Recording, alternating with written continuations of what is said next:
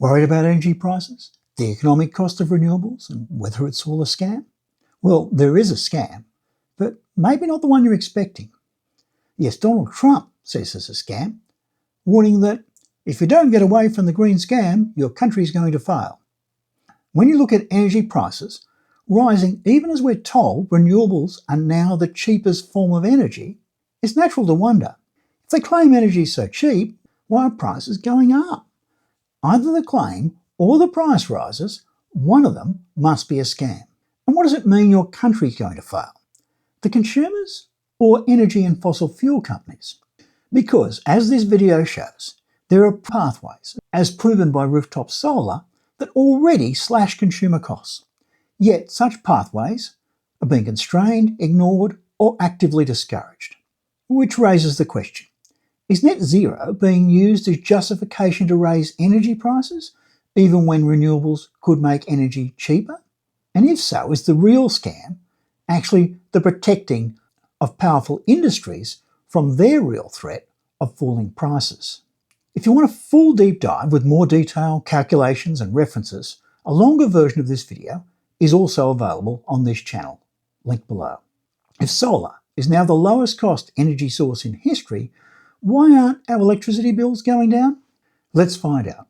Welcome to One Finite Planet video with chapters as on screen. The Paris Accord was signed in 2015 by 195 countries. Everyone agreed to cut emissions even though renewables were the most expensive energy at the time. Politicians chose the most expensive energy as it was framed as saving the planet. Fast forward to 2025, solar has become the cheapest energy source in history, and other renewables often not far behind. Temperatures continue to rise even faster than predicted. Logically, this should mean we rush into renewables to save money and the climate. But instead, many countries are slowing down and saying, we can't afford it. So in 2015, the pressure was to adopt the most expensive energy.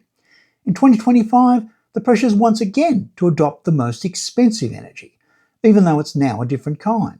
That means one of two things is true. Either the most expensive energy type always has the most powerful lobbyists, or renewables are only cheap on paper because politicians and economic structures prevent those savings reaching ordinary people. If renewables are truly cheaper, why are we waiting for 2050? Why not switch as fast as possible like we would with any cheaper technology? Unlike large-scale renewable projects, rooftop solar has had a decade of real-world evidence showing people install it to save even if they don't care about climate. This is the one case where consumers, not big corporations, get to make the choice, and they choose renewables because it consistently slashes household energy bills, uses existing roof space, no land conflict or ugly sites. It avoids most transmission costs, which are a huge part of energy bills. And since 2015, panel efficiencies increased from 17% to 22%, and panel prices have dropped to 1/15 of 2015 levels. Battery prices for lithium, LFP and sodium are falling fast. Rooftop solar is proven it's not theoretical. But there is a twist. Rooftop solar can lower energy bills for those who have it while raising prices for everyone else. Because when people with solar buy less grid power, grid cost maintenance remains the same, and those costs get spread over fewer kilowatt hours. Prices go up for renters, low-income households and apartment dwellers. This feeds the narrative that renewables make energy more expensive, even when rooftop solar actually reduces total consumer spending on energy. The City of Sydney provides a great test case. As a city of over 5 million, it's an area with a population density rivaling or exceeded densely populated countries. Being in Australia, it has a mature solar market, and new government battery subsidies have unlocked battery prices 2 or 3 years early. As this article from the main Sydney newspaper warns people, you're putting too much solar on your roof because homeowners have more roof area than they need. Grid operators limit how much solar you're allowed to export, and excess power can even trigger penalties. Overall, there's no encouragement to maximise the potential of those rooftops. In the main video, I cover 2 real-world examples. Chris also discussed in an earlier video recovered his installation cost in under 2 years. But the grid limits his solar output, which means even on cloudy winter days, some potential energy is wasted. His feed-in tariff drops each year, and penalties for exporting power may be coming. And another example shows how even just using a rooftop garden shed, when combined with modern batteries, can nearly eliminate all future energy bills. The potential of rooftop solar has significantly increased, not just because of the solar cells, but because batteries have reached a tipping point. Before, less than 10% of solar homes had batteries typically of 10 kilowatt hour. Now, everything combined means people are installing 40 kilowatt hour systems for less than those previous 10 kilowatt hour systems. The result? People with the money and roof space can slash energy bills forever. Those who can't are stuck paying higher per kilowatt prices. Now, the uncomfortable part. What happens if rooftop solar plus batteries become widespread? Households need far less grid energy. Fossil fuel demand is reduced. Energy companies shrink. Stock prices fall. GDP appears to fall because people buy less electricity. This provides lobbyists with a political narrative. Rooftop solar destroys the economy, even though the reality is consumers get more disposable income, the country becomes more energy secure, and wealth increases but isn't measured as GDP. The incentive for corporations and governments is clear.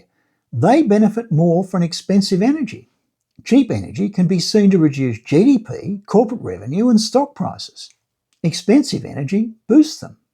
This is why energy companies, fossil fuel companies, and politicians who can be persuaded resist mass adoption of rooftop solar and other renewables. Using published data, Greater Sydney land area is 12,500 square kilometres. Sydney annual energy use is 120 to 130 petajoules, and 2.5 to 3% of all the land area of Sydney is already covered with rooftops. While if rooftops covered 1.6%, that would be sufficient to supply energy for all of Sydney at the panel efficiency reached by 2020. Sydney could theoretically power itself entirely from rooftops. And checking against the data of what's happening so far, 37% of suitable homes already produce 22% of total household electricity. Scale that to 100% using modern panels and increasing their number, and then add batteries, and you could move up, as long as you had grid-supported sharing, to 100% of needs. Batteries are enabling storage to become the next big breakthrough. Storage levels, to cover the fact that the sun doesn't always shine, are overnight, 2 to 3 consecutive cloudy days, Dunkelflaute, or dark winter stretches, seasonal shortages caused by the dimmer, shorter winter days, and finally, multi-year exceptional weather patterns. Australia's new battery subsidies, designed to bring price reductions forward 2 or 3 years, together with those falling prices, mean most new buyers skip level 1 and now go straight to level 2 or 3. And as explained in the full video, upcoming batteries are soon expected to unlock level 4, which allows existing technologies to then boost that to level 5. At that point, Sydney and most of Australia could run almost entirely on rooftop solar. But governments are just not planning for that. And without policy changes, inequalities worsen, and only some would be able to join that system. 48% of global population lives between 35 north and 35 south, with at least Sydney-like sunshine, and with population density no greater than that experienced by the over 5 million within Sydney. Outside that 35-degree band, the number of panels increases. By New York, by 70%, by London to double, and by Helsinki to triple. But seasonal variations increase and storage needs go up even more. But even still, rooftop solar remains extremely useful and cost-cutting, with currently the densely populated and quite high-latitude country of Belgium using rooftop solar to obtain a similar percentage as that obtained in Sydney.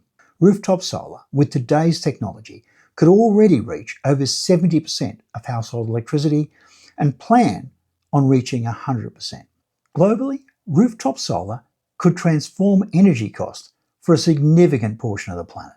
Net zero has evolved to be weaponised to prevent lower energy bills. The politics of net zero were built on sacrifice. Save the planet even if it costs more. But now that renewables are the cheaper power source, this mindset is used to block savings, protect corporate revenues, and maintain high prices. Like Trump, some politicians argue that energy should not be about net zero, but instead of finding ways to use the renewables to give people lower energy bills, they use that argument to protect the more expensive energy options. Meanwhile, rooftop solar reduces energy sales that fund the grid costs get pushed onto renters and apartment dwellers. This fuels anger against renewables. Lobbyists persuade politicians, see, renewables raise prices, and governments just don't plan for options that reduce costs for consumers at the expense of corporate profits and arguably GDP. It's become a scam that can be used to hide the real possibility. Cheap energy for everyone starting now, but only if we stop protecting corporate profits over consumer savings. And again, if you want the full, in-depth version of this video with deeper analysis, more examples and supporting numbers, that longer version is available on this channel. And subscribe for more content on ways to increase the wealth and fun for the 8 billion on this one finite planet.